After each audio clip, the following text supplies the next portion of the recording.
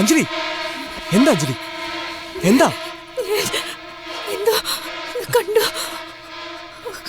എവിടെ?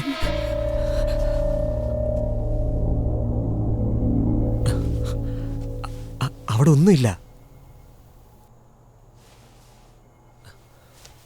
ഒറ്റയ്ക്ക് ഇവിടെ കിടക്കണ്ട, വാ വാ.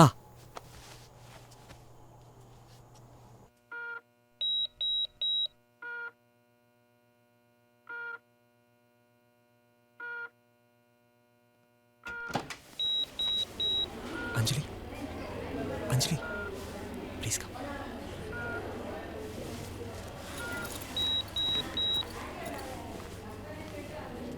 ബേബിച്ചായൻ എന്താ പറയുന്നതെന്ന് വെച്ചാൽ മമ്മി ഇങ്ങനെ ഒരു തീരുമാനമില്ലാതെ കിടക്കുന്നതുകൊണ്ട് നമ്മൾ നിശ്ചയിച്ചതുപോലെ വിവാഹം അങ്ങ് നടക്കട്ടെ എന്ന്. അപ്പോഴേക്കും മമ്മിയുടെ കണ്ടീഷൻ ഇമ്പ്രൂവ് ആവുകയാണെങ്കിൽ ബോംബെക്ക് കൊണ്ടുപോവാം. നിങ്ങളെല്ലാം അങ്ങ് തീരുമാനിച്ചതുപോലെ ആയിക്കോട്ടെ. ഫിലിപ്പോസ് അച്ഛനെ ഇന്ന് തന്നെ പോയെന്ന് കാണണം, എന്നിട്ട് വേണം ബാക്കി കാര്യങ്ങൾ തീരുമാനിക്കാൻ. അച്ഛനെ കാണുന്നതിന് മുമ്പ് നമുക്കൊരു കാര്യം ഡിസ്കസ് ചെയ്യാനുണ്ട്.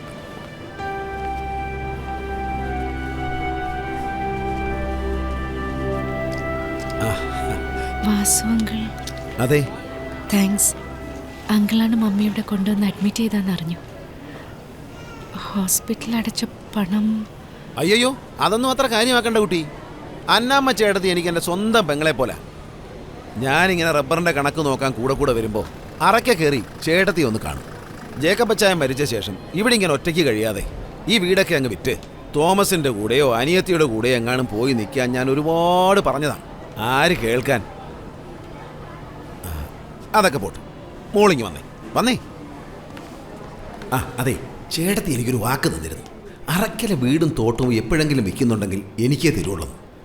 കഴിഞ്ഞ ആഴ്ച വന്നപ്പോൾ മാനേജർ ഗോവിന്ദൻ പറഞ്ഞു ചേട്ടത്തി അന്വേഷിച്ചു എന്ന്. അതുകൊണ്ടാണ് ഞാൻ അങ്ങോട്ട് പോയത്. ഔചിത്യബോധമില്ലാതെ സംസാരിക്കുകയാണെന്ന് വിചാരിക്കരുത്. കുട്ടിയുടെ കല്യാണമാണെന്നും അത് കഴിഞ്ഞാൽ അമ്മയും കൊണ്ട് ബോംബെക്ക് പോകുന്നുവെന്നും ഇവിടെ പറയുന്ന കേട്ടു. അതുകൂടെ കഴിഞ്ഞാൽ ഈ വീടും പറമ്പുമൊക്കെ അനാഥമായി കിടന്ന് നശിച്ചു പോകും. എനിക്കിപ്പോഴും താല്പര്യമുള്ളതുകൊണ്ട് പറയുന്നത്. നിങ്ങൾക്ക് വിരോധമില്ലെങ്കിൽ ഞാൻ എടുത്തോളാം. ഞാനൊന്ന് ആലോചിക്കട്ടെ. ഞാൻ തരുന്ന കാശ് വേറെ ഒരിടത്തും കിട്ടാൻ പറ്റില്ല. കാരണം കുട്ടിക്കറിയാലോ, അവിടെ ഭൂതമുണ്ട്, പ്രേതമുണ്ട്, പിശാചുണ്ടെന്നൊക്കെ നാട്ടിപ്പാട്ട. എനിക്കതിലൊന്നും വിശ്വാസം. എന്തായാലും എല്ലാവരോടും ഒന്ന് ചോദിക്കട്ടെ. മതി, ആലോചിച്ചിട്ട് മതി. അതിനിടയ്ക്ക് പത്രത്തിൽ ഞാനൊരു ചെറിയ പരസ്യം കൊടുക്കാം. പഴയ വീടല്ലേ, വല്ല അവകാശം പറഞ്ഞ് വല്ലവരും ഇടംകൂരിടാൻ വന്നാലോ? അങ്ങനെ ആരും വരാനില്ല എന്നറിയാം. ആധാരത്തിൻ്റെ കോപ്പി ഞാൻ കണ്ടിരുന്നു. അവകാശം ചേട്ടതിക്കും സഹോദരൻ കോശിക്കും സഹോദരി മോളിക്കുവാണ്. അവരേതായാലും കല്യാണത്തിന് വരുന്നുണ്ടല്ലോ, അപ്പോൾ അവരുടെ ഒപ്പിട്ട് വാങ്ങാം. പിന്നെ ഗീതയ്ക്കും ചേട്ടതിക്കും പകരം അഞ്ജലി ഒപ്പിട്ടാൽ മതി. ഞാൻ പറഞ്ഞല്ലോ ആലോചിച്ച് തീരുമാനിക്കാമെന്ന്. ഓ മതി. അപ്പം ഞാൻ ഇറങ്ങുന്നു. ശനിയാഴ്ച വരുമ്പോൾ കാണാം. ഓ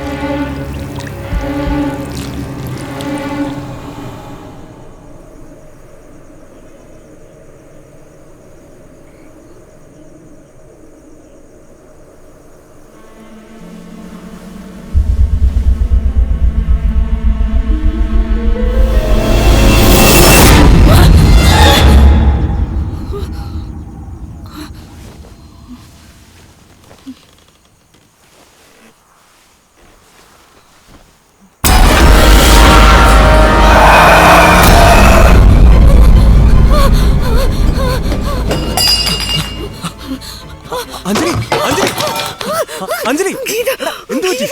അഞ്ജലി അഞ്ജലി അഞ്ജലി അഞ്ജലി അഞ്ജലി അഞ്ജലി അഞ്ജലി എന്താ പറ്റി?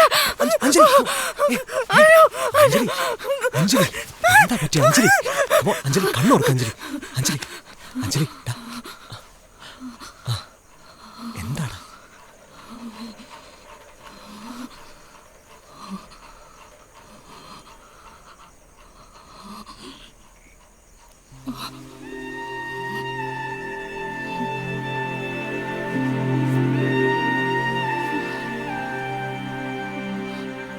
നീ എന്തോ സ്വപ്നം കണ്ടതാണ്. പ്രാർത്ഥിച്ചിട്ട് കിടന്നുറങ്ങ. പേടിക്കണ്ട, ഞാനിവിടെ തന്നെ ഉണ്ട്. ഓക്കെ അമിയ.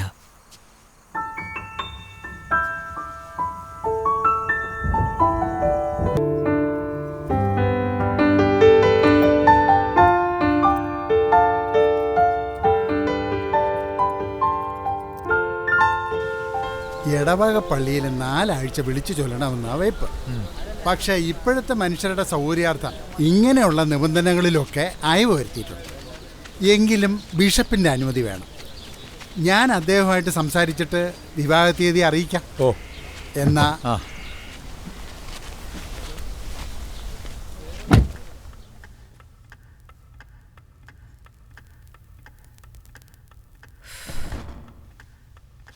ആയിരം തിരി വിളക്കെന്നൊക്കെ കേട്ടിട്ടേ ഉള്ളൂ.